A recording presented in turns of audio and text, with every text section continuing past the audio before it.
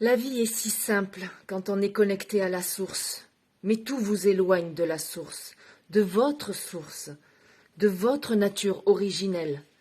Ne voyez-vous donc pas ce qu'il se passe? La déshumanisation est en cours et vous l'alimentez tous les jours. D'être hyper connecté, vous n'êtes plus humain. Des robots, oui, des robots. Vous n'avez plus le temps, vous ne prenez plus le temps. La nature vous appelle et vous passez à côté. Écoutez-nous chanter, quelle fabuleuse mélodie, des chants d'amour, des sons qui élèvent. Regardez, observez-nous. La nature, les cycles, le temps, tout est juste.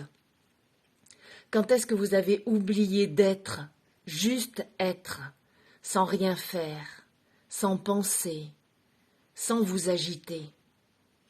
S'arrêter en conscience, être en conscience de tout ce qui vous entoure. Marchez pieds nus, sentez la terre, vous nourrir. Baignez-vous dans les eaux vivantes, chaudes ou froides, des lacs, des océans.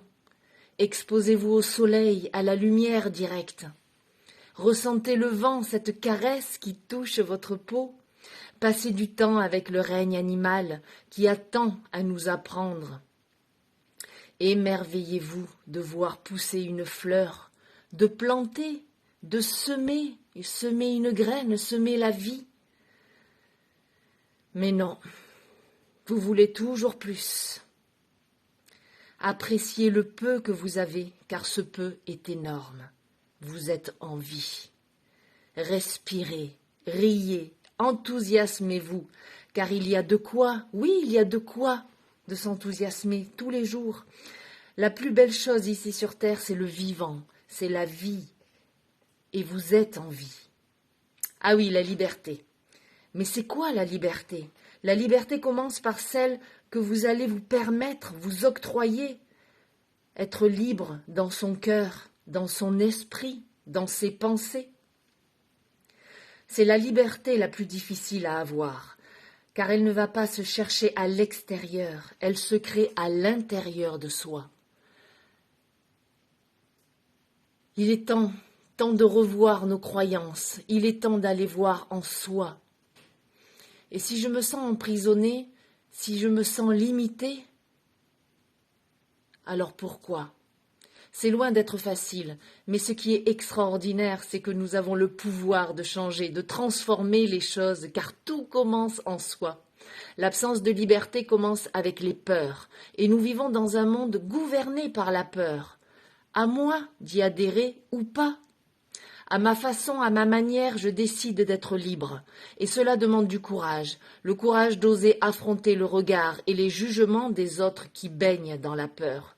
Le courage de se respecter et de ne pas faire des choses incohérentes et qui mettent ma santé en péril, santé morale, santé physique. Le courage de respecter l'autre et ses croyances qui sont à l'opposé des miennes. Mais c'est justement ça le respect, l'acceptation des différences. Le courage de se montrer, de se permettre, de s'autoriser, de se libérer. Le courage de perdre ses repères, de sortir de sa zone de confort, d'aller contre, car pas en accord. Le courage de dire non pour se dire oui.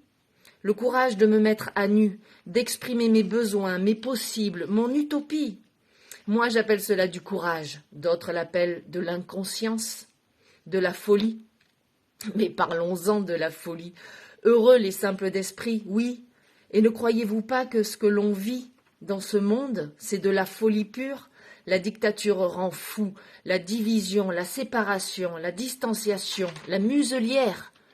N'avez-vous pas remarqué la différence de comportement des animaux, des chiens par exemple, quand ils rencontrent une personne avec un masque? Ils grognent. Pourquoi donc? Est-ce normal de se cacher, de se voiler la face? Nous nous prenons pour des plus que dieux, je dirais. Nous voulons contrôler l'humain, décider de l'heure ou de l'état de sa mort. Ne pensez-vous pas que la nature est bien faite, que nous avons été conçus avec tout ce qu'il fallait pour s'en sortir? Nous concevons la vie, la magie de la création, de mettre au monde un enfant. Vous vous rendez compte de ce pouvoir extraordinaire? D'un spermatozoïde vient un être humain avec toutes les fonctions, tous les programmes installés, les sens, les anticorps. Nous sommes merveilleusement bien conçus, même avec nos imperfections. Nous avons un corps, nous avons des corps. Et il est temps, et il est de notre devoir, justement, de maintenir ce corps en bon état, mais en aucun cas de le polluer, de le chimiser, de le détruire, de le pourrir. La nature est bien faite, nous avons tout en nous et autour de nous pour rester en bonne santé, mentale, physique, émotionnelle. Il est de notre devoir de reprendre notre responsabilité et d'œuvrer sainement pour nous, et ça, chacun peut le faire. Il est temps d'arrêter le massacre, d'arrêter de tuer la planète Terre et de nous détruire nous-mêmes à petit feu. Retrouvons la voie du vivre ensemble, en accord avec tous les règnes, le règne animal, le règne végétal, le règne minéral et le règne humain. Le respect du vivant.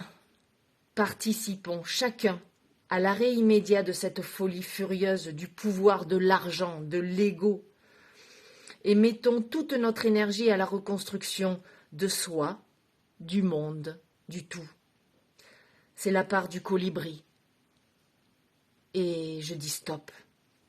Et n'ayez pas peur de mourir, la mort est une renaissance, le début et la fin d'un cycle. Alors vivez, vivez pleinement et ne passez pas à côté. Vous êtes en vie.